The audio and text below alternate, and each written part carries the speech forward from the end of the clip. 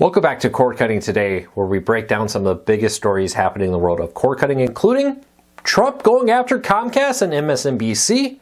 We'll tell you what's happening and why this is important for possibly the future of cable television, and in particular, its cable TV networks. Disney is looking at setting its price reportedly of its new ESPN streaming service that will give you access to all the ESPN channels to $25 or $30 a month. I'll tell you why this is the big problem with a la carte TV and the dream of it, and why for now the bundles of channels are probably going to continue to be the cheapest way to get your television. Also, we're very excited to welcome back a familiar face. If you remember, for a long time, Jess Barnes, who did a lot of the Q&As here, who ran Cord Cutters News in my absence. I'm very excited to welcome her back to Cord Cutters News. She's joined the team, and you'll probably see her a little bit on YouTube, maybe with some Q&As here, but you see her a lot over on the main site. We're very excited to welcome Jess back. Hope you all join me in welcoming her back to the team. With that said, I'm excited to invite you to check out all the stories we just talked about, and a ton more we're about to go through in the show notes and in the first pinned comment. I'll put a link to each story there. If you're new here, please consider hitting that subscribe button, hitting that thumbs up.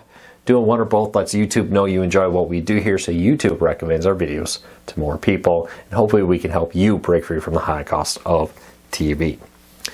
So with that said, let's dive into it. Trump has targeted Comcast CEO and slammed MSNBC as an illegal arm of the Democratic Party. With this, there's been a lot of talk over the years of the fairness doctrine. Democrats have proposed it. Some Republicans have proposed this. The argument being is we need to bring back rules that regulate how cable television and TV and radio and other things can cover topics, can do things like have political commentary on it. In the past, there was rules that said you had to offer, if you offered one side, you had to offer the other. And there still are some rules around this. But there is a rising talk about returning these rules to the airwaves and maybe forcing cable networks and news networks and radio stations to offer equal time. If they have a political pundit, have a show that promotes one political side, they also have to offer the other. Now, a lot of people have pointed to like talk radio and the rise of all these cable news networks to the end of that practice, allowing these cable networks to lean more right or lean more left in their views and have more commentary people related to more of that content. Keep an eye on this. It would not surprise me to see some type of a fairness doctrine be once again proposed here. It's very interesting. It's kind of vacillated back and forth between which political party you're on and which side people are trying to push that for. But now it seems to be growing some steam. Keep an eye on this. If Comcast is targeted, and as Trump says, as an illegal arm of the Democratic Party, it would raise questions. Currently, is that even a problem if they were actively supporting the Democratic Party? You would probably need to see some laws changed in order to go after them. But keep an eye on that. Like I've said, for years, the fairness doctrine has been proposed to come back.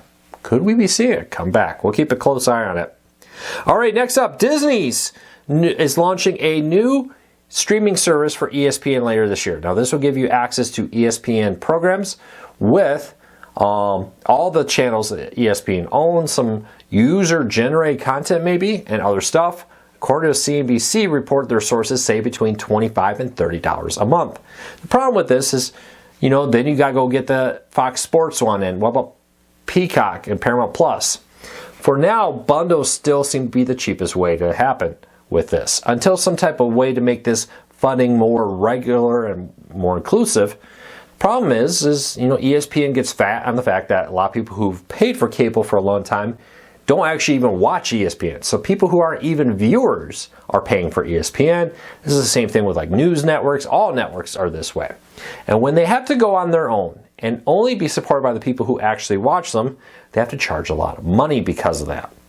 And that starts raising the question, if you're a sports fan, let's be honest, ESPN is no longer enough. You can't just say, well, I got an antenna on ESPN. What about Fox Sports, Big Ten Network, all this other content, CBS Sports, the Golf Channel, all this other stuff that 30 years ago, 40 years ago wasn't around. and now is, and now if you want to be a sports fan, you need all of it. For now, there is some interest in these sports-only bundles, but even those prices are still pretty high and still not complete. We'll have to keep a close eye on this, but for now, it's interesting to see Comcast and others target this, launching these small, skinny bundles, launching ESPN, Disney's bundle, and others. But until they can get the price down to the point where it is significantly cheaper than going to get YouTube or Fubo or DirecTV Stream, if it's even within $20, I think a lot of people will pay the extra $20 to go get YouTube TV, Fubo, and the like because they offer so much more. I just don't see that as a viable future right now for a la carte TV. You leave me a comment and let me know. All right, next up, NBC Nightly News is making more changes as NBC makes big changes to its overall networks, both in its local evening news and on its cable network. But Lester Holt is stepping down at NBC Nightly News after a decade of hosting the channel, evening news, after a decade of it. Big changes. Now, it doesn't surprise him. Been there very long. Not surprising to see a change. It does come, though, as ratings, and I've talked about this for a long time, on TV news continue to fall and continue to struggle as they look for ways to try to become profitable and get their viewership back up. It'll be interesting to see who they replace him with, what that looks like. It may give us a good view into the future of what we should expect from NBC News. We'll watch it closely. But let me comment. Are you surprised to see the change? I'll love to hear from you. All right, we got a big shakeup in the history books of TV. SpongeBob SquarePants has become the longest-running kids animated TV show of all time. First aired in 1999, just celebrated its 25th anniversary last year, and shows no sign of slowing down, and is now longer running than the kids show Arthur, which had previously held it. Now, there are longer running shows, but this is targeting an animated children's show, and The Simpsons does not qualify such as a children's show. So check it out. Hey, if you're a fan of over-the-air TV, free TV with antenna, and you like retro TV, you probably like me have been fans of retro TV for some time.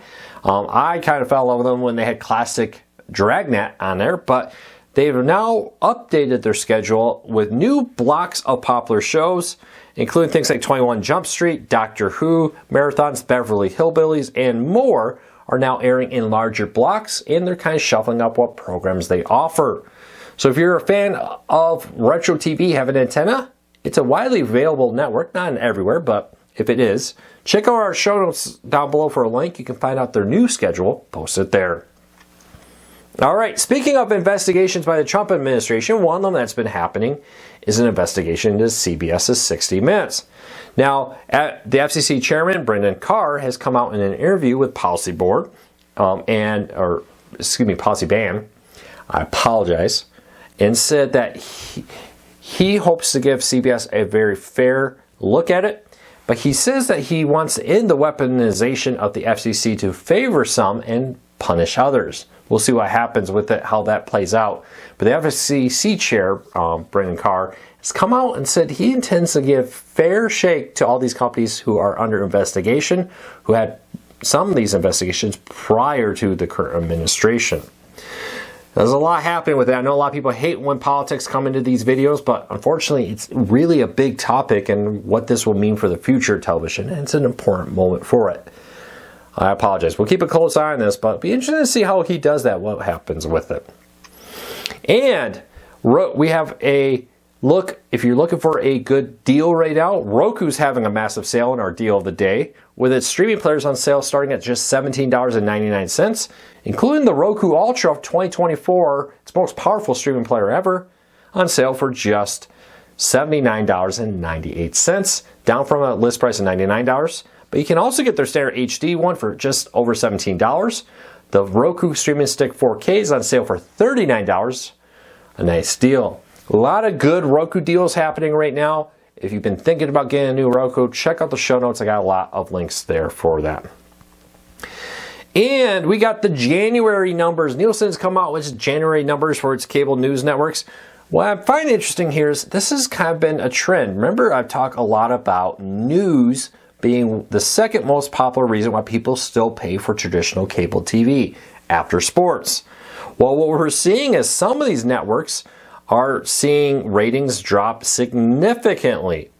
CNN saw primetime ratings drop 14%, and MSNBC saw primetime ratings in January drop 33% from January 2025 versus 2024. Interesting to see these numbers move. Fox News saw their numbers jump 40%. A bunch of stuff with this, though. Overall, the trend continues to be down. This is important because the future of cable TV relies a lot on news and sports. While NFL is seeing sports numbers grow, a lot of sports are seeing them drop. And now news is seeing them drop. It's probably one of the big reasons why a lot of the last-second holdouts for news and sports is still paid for cable TV has increasingly been vanishing. We'll keep a close eye on this, but if this trend continues, I expect to see cord cutting skyrocket in the next few years as some of the last holdouts with cable TV abandon it because, and let's be honest, if you're not paying it for like live news or live sports, why are you paying for cable TV in 2025? Well, that's it for today. I hope you have a great day. I'll be back again tomorrow with another video.